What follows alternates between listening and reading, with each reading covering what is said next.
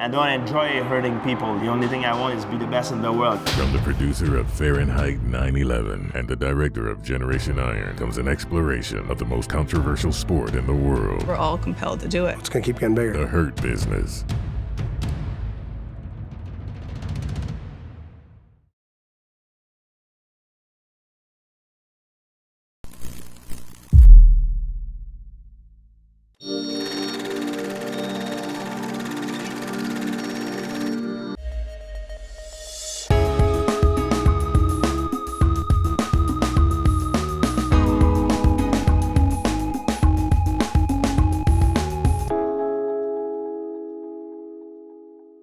It's been a couple of weeks since we last spoke, and now we're here at New York ComicCon.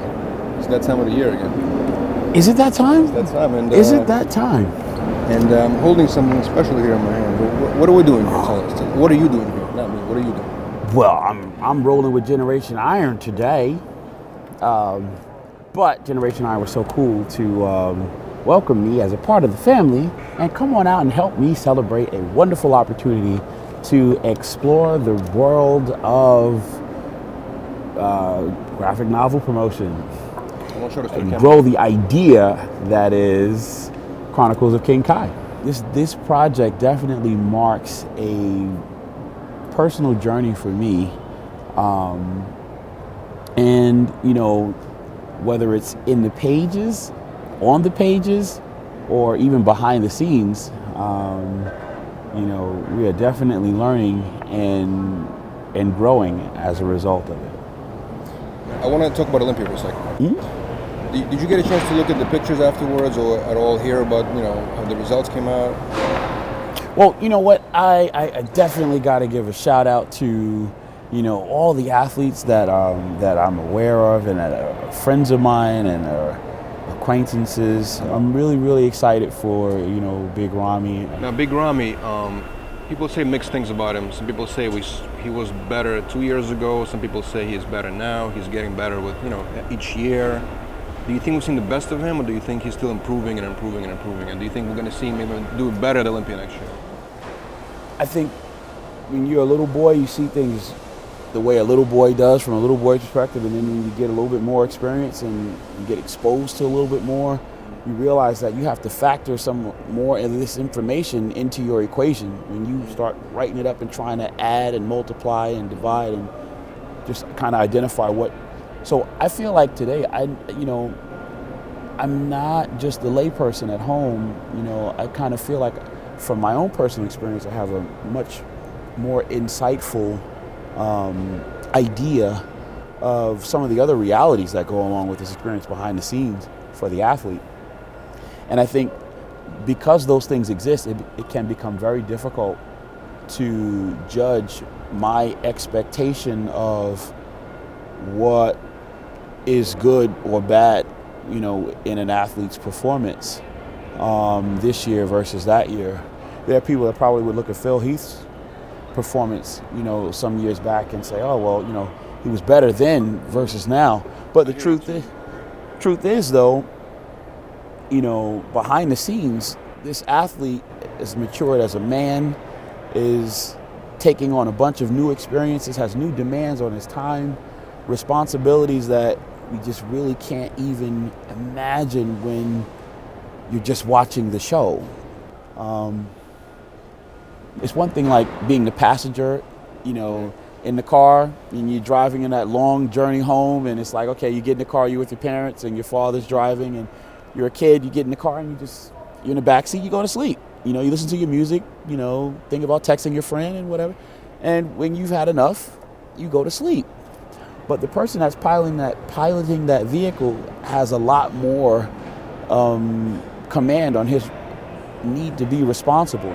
So even though he may want to put on his headphones and just zone out, he can't. You know, he has to think about a larger picture that has to do with the lives, the safety of everyone in that car. You know, the road. You know, making decisions based on direction. This, you know, and I think the same thing happens for the athlete in a position like that. You represent, you know, the brand. You know, you represent the interests of multiple companies. You know,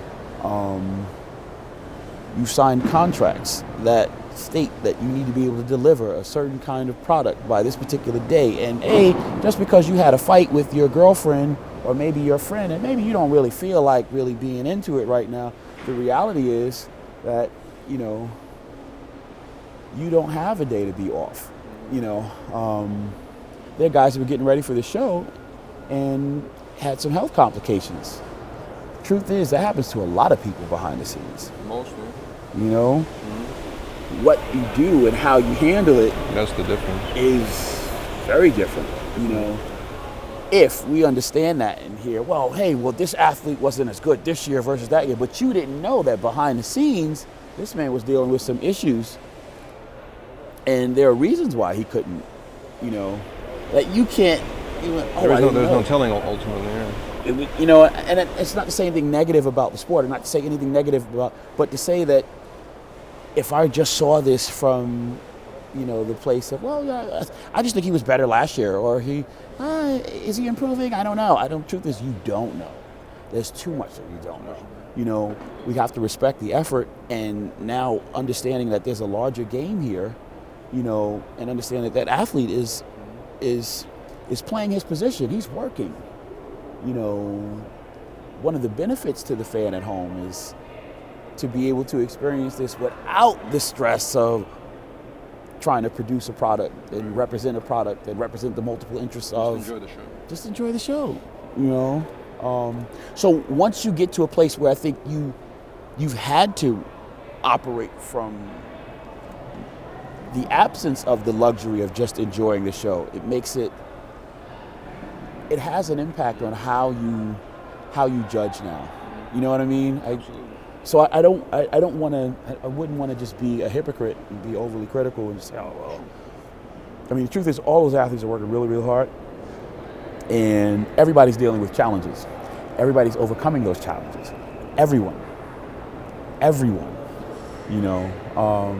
So at the end of the day, you know, though the challenges may vary from athlete to athlete, you still got to stand and give credit to the men for doing that, you know. And because they're doing it, you know, we're able to enjoy the show. Absolutely. You know. Now, in 2017, without specifying a show specifically, do you want to either compete or participate as a guest poser in any of the shows and being actually on stage to a certain capacity? You know, it's interesting. I know you're busy, obviously. I know you have a lot of things going on, but do you feel the urge to just, at least even as a guest poser, to be on stage? I don't know. You know, I don't know, and I definitely don't want to hold the bodybuilding community that does care to know hostage. Well, tune in next time. You know, find out next time on Generation Iron. But yeah, you know what? I think there's a wonderful thing that contest prep has helped me do. Even just being able to understand things a little bit better, when my critical thinking has improved, you know, as a result of learning how to compete, training with the goal of being an elite athlete at the sport that I love, you know. Being the athlete has been the thing that has given life to a lot of the opportunities that I now, you know, I'm very excited about today, you know. So we never want to, you know, speak in a way that diminishes the value in that, you know. So I always want to respect that. And there's a part of me that loved competing. There was a time when I liked and looked forward to that more than I would choose to have done anything else. So I don't know. I mean, there's some really, really good stuff, I think, that I've still gotten out of getting ready to compete, and I feel like there's been a reward to my life because of that. So I never want to sound like, oh no, I'm done with that, you know. I'm excited about doing some of these other things, and I'm very, very excited about, you know, doing what we've done and taking it one step at a time. Absolutely. Well, listen, I wish you the best of luck. Thank you. And success this weekend, specifically at the ComicCon. There's going to be a lot of people out here, man. So I know you're going to be very busy, and I can't wait to read this in detail. Uh-oh.